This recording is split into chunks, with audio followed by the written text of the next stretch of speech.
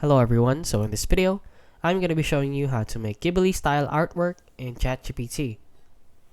Now, for you to do this, all you need to do is type in, hello, can you make this into a Ghibli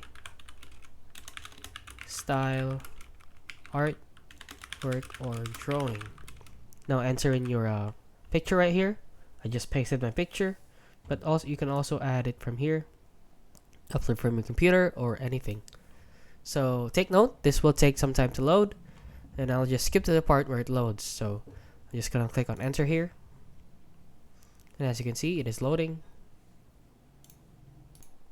So we wait for that to load. It is processing the image, and as you can see, it is already done. For me personally, it took 3 minutes. It depends on the people making a lot of images, so this could take up to 5 minutes or 20 minutes depending on your internet and your system.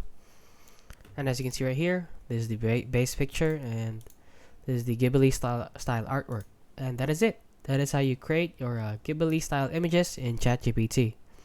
So if you found this video helpful, please consider liking and subscribing.